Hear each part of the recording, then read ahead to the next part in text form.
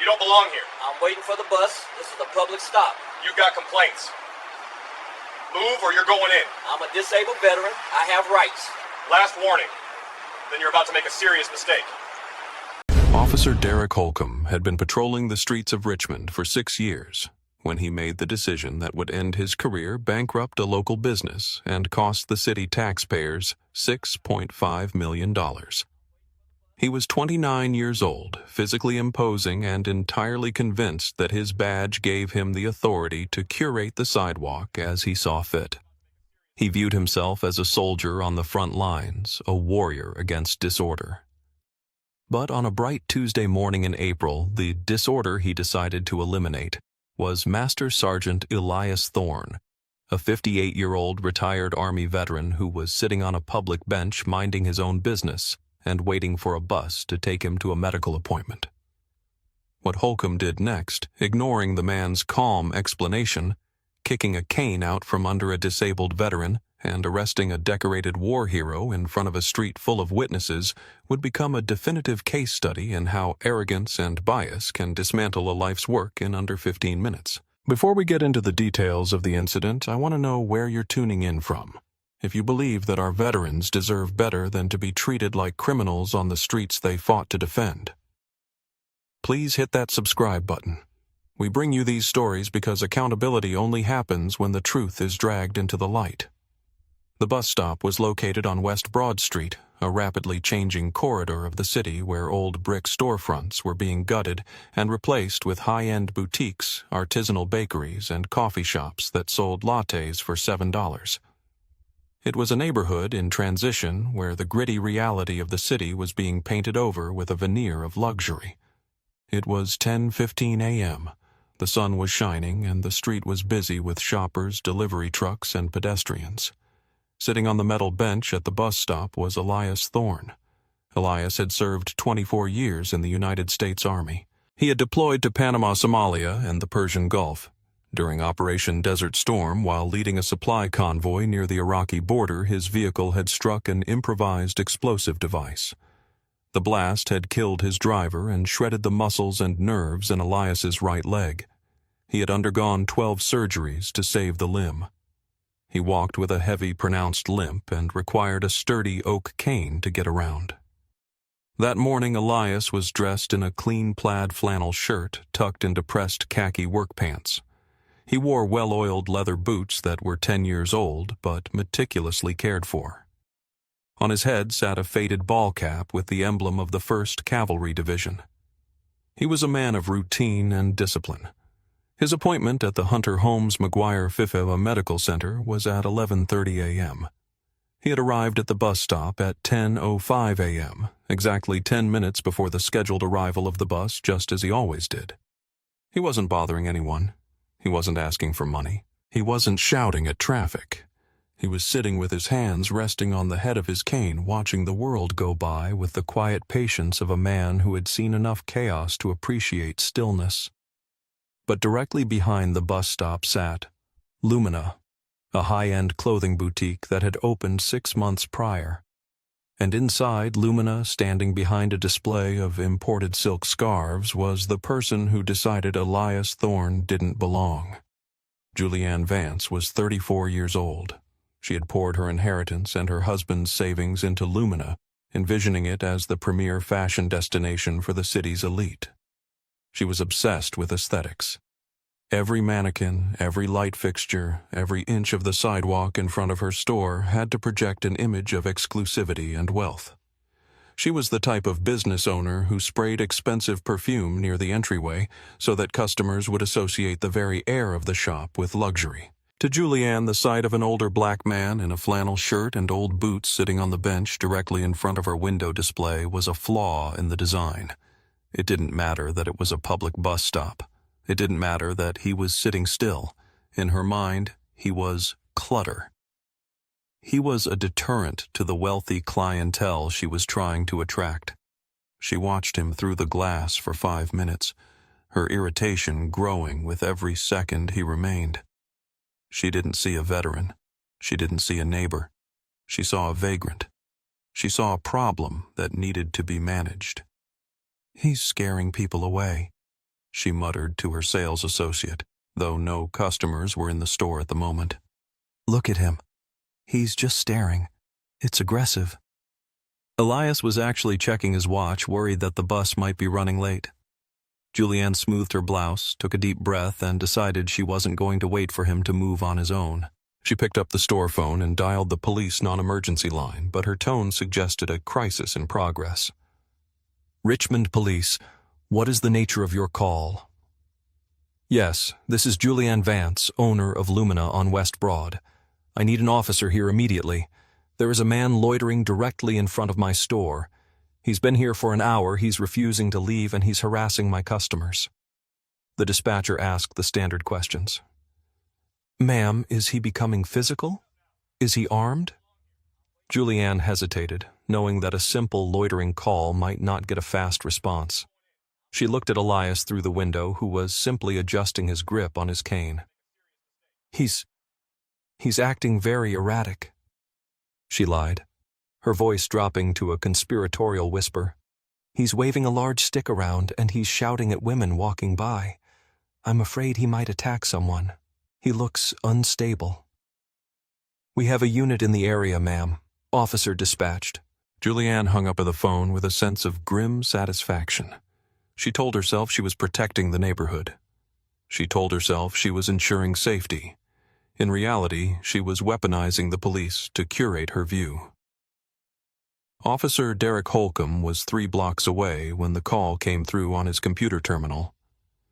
"Disturbance on West Broad. Male subject refusing to leave, possibly aggressive, brandishing a weapon, a stick, or club. Complainant alleges harassment of pedestrians." Holcomb's eyes narrowed. He was already having a bad week. He'd been reprimanded by his sergeant 2 days prior for speaking rudely to a city councilman during a traffic stop. Holcomb felt he was misunderstood.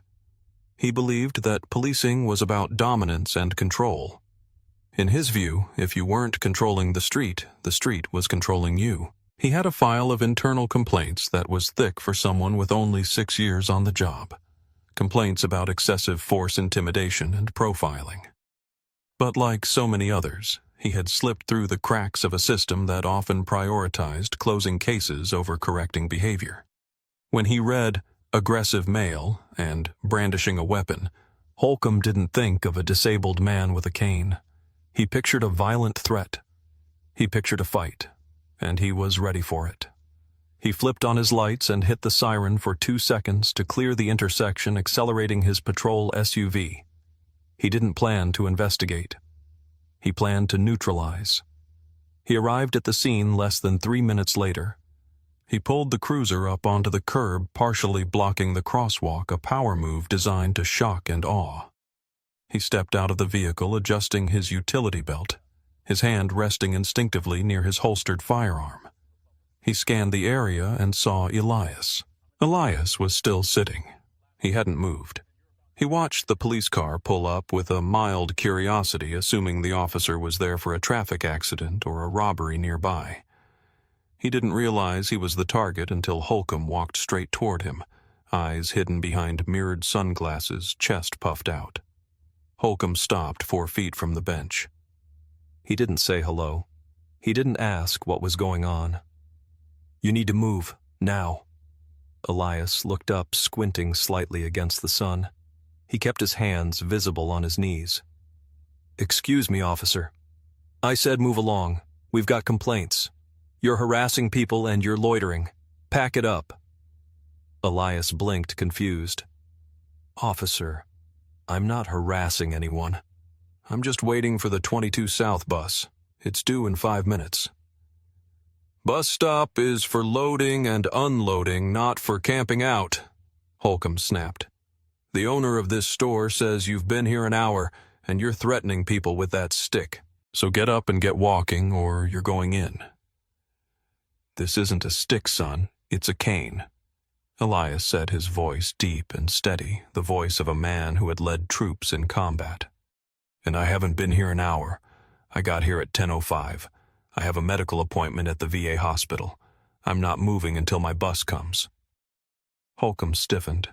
He wasn't used to people talking back, certainly not men he had already categorized as vagrants. The word son grated on him. It felt like a challenge to his authority. "I'm not going to ask you again," Holcomb said, stepping closer, entering Elias's personal space. "This is a lawful order. You are trespassing on a public nuisance complaint. Leave the area immediately." "I have a right to be here," Elias said, his posture straightening as much as his back would allow. "I am a citizen waiting for public transit. I fought for this country, officer. I know my rights." "I don't care what you think you know," Holcomb sneered. "Let me see some ID now." This is where the training should have kicked in. A seasoned officer would have recognized the demeanor of the man, calm, articulate, not intoxicated, not erratic. A seasoned officer would have looked at the weapon and seen an orthopedic cane. But Holcomb wasn't looking for facts. He was looking for compliance. Elias sighed, shifting his weight. "Fine, my wallet is in my back pocket." Elias moved his right hand slowly toward his hip. "Don't you reach," Holcomb shouted, dropping his hand to his gun and unsnapping the retention hood. "I said, let me see ID. I didn't say reach for a weapon." "I am reaching for my wallet," Elias said, freezing his hand in place. "You asked for ID. It is in my back pocket." "Stand up," Holcomb barked. "Get on your feet. Turn around." "I told you I can't stand up quickly," Elias said, frustration beginning to creep into his tone. "My leg is damaged. I need my cane." "You're resisting," Holcomb stated, constructing the narrative in real time. "That's it." Holcomb lunged forward. He didn't offer assistance. He grabbed Elias by the left arm and yanked. Elias gasped as pain shot through his lower back. He tried to plant his feet, but his bad leg, the right one with the reconstructed nerves, buckled under the sudden shift in weight. "Whoa, easy," Elias shouted. "My leg." Holcomb didn't listen. He viewed the stumble as resistance. He swept his foot out and kicked the oak cane away. It clattered across the pavement, skittering into the gutter. Without the cane, Elias was helpless. He collapsed onto one knee, the concrete biting into his shin. "Get on the ground, flat on your stomach," Holcomb yelled, pressing his weight onto Elias's shoulder. "I can't," Elias grunted through gritted teeth. "My leg doesn't bend that way. I'm a disabled veteran." "Stop fighting me," Holcomb roared, playing to the crowd that was now gathering. Shoppers had stopped. People were coming out of the coffee shop next door. Julianne Vance was watching from her window, a look of sudden uncertainty crossing her face as she saw the aggressive vagrant being manhandled while clearly struggling with a disability. Smartphones were raised. The scene was being recorded from at least 5 different angles. "You are breaking my leg," Elias yelled, his voice straining with genuine agony now. "I am Master Sergeant Elias Thorne. You are making a mistake. Hands behind your back." Holcomb forced Elias's arms back, applying the handcuffs with unnecessary force, ratcheting them down until they bit into the skin. Elias stopped struggling.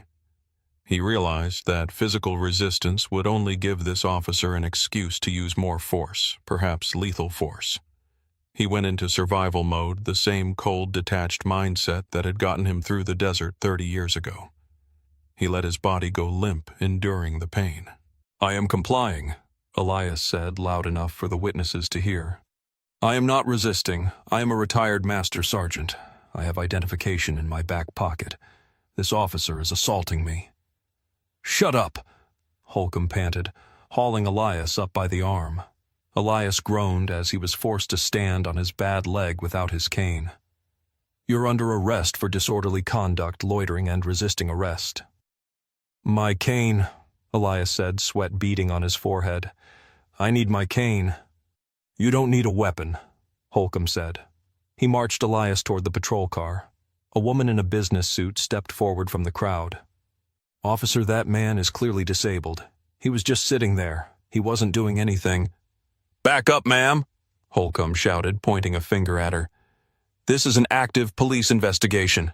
Back up or you're next." He shoved Elias into the back of the cruiser. Elias had to drag his bad leg in manually with his hands because the muscles wouldn't respond. Holcomb slammed the door. He walked back, picked up the cane from the gutter, and threw it into the trunk of the car. He didn't interview the witnesses. He didn't talk to Julianne Vance to confirm her story. He felt the rush of victory. He had cleared the street. He had won. Do you think officers who escalate situations with disabled citizens should face immediate suspension?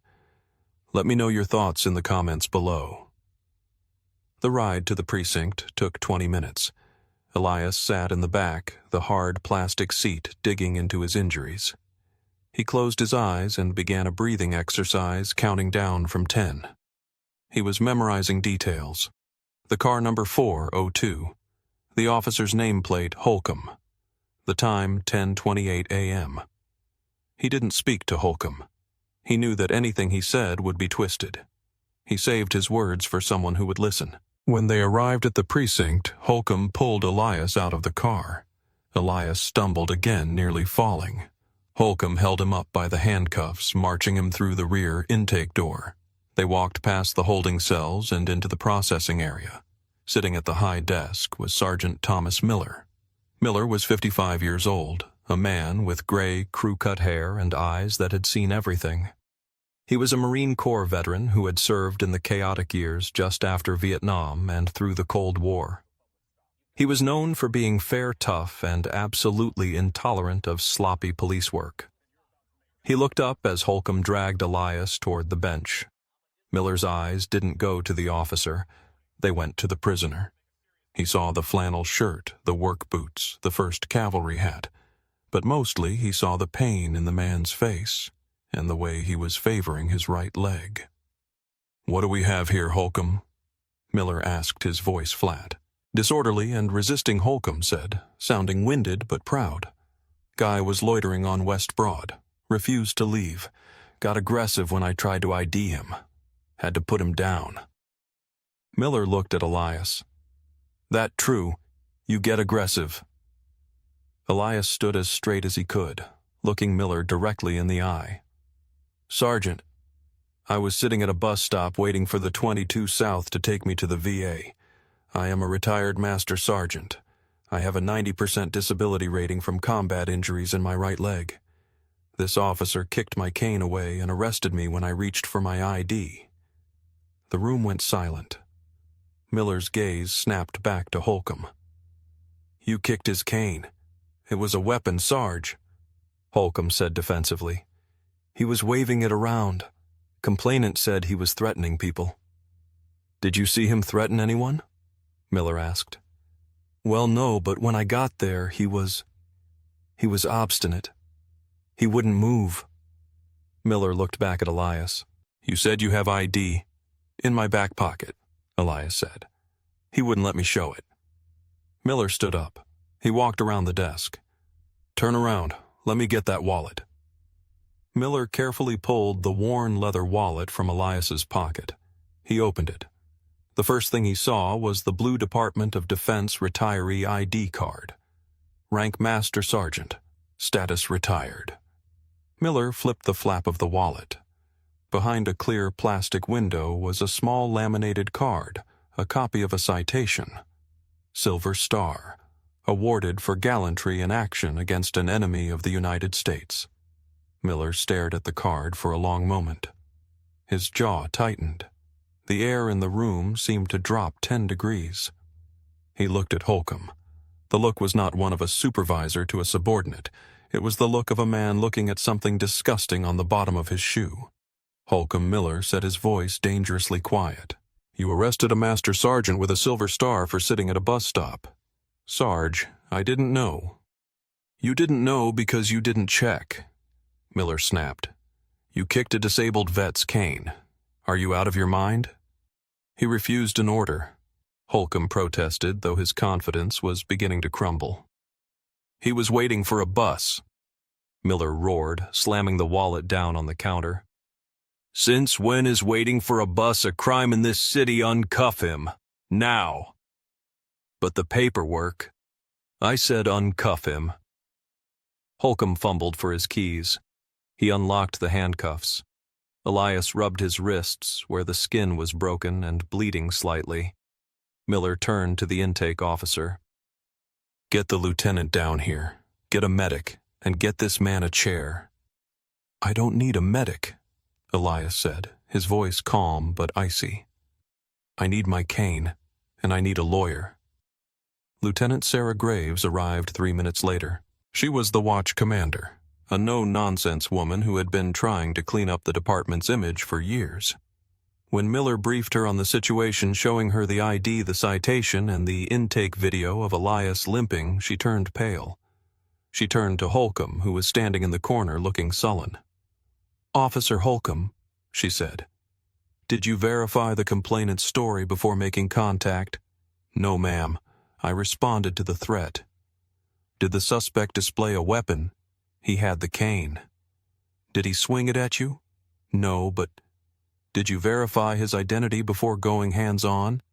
"He was reaching lieutenant, officer safety." "He's 58 years old and crippled," Miller interjected. "You think he was going to outdraw you with a wallet?" Lieutenant Graves turned to Elias, who was sitting in a chair rubbing his knee. "Mr. Thorne," she said, her tone apologetic. "I am incredibly sorry for this. This appears to be a massive misunderstanding. We are going to release you immediately. We can give you a ride to the VA." Elias looked up. "Lieutenant, this wasn't a misunderstanding. This was an assault. Your officer profiled me, denied me my rights, and caused physical injury to a combat wound. I was kidnapped from a public street."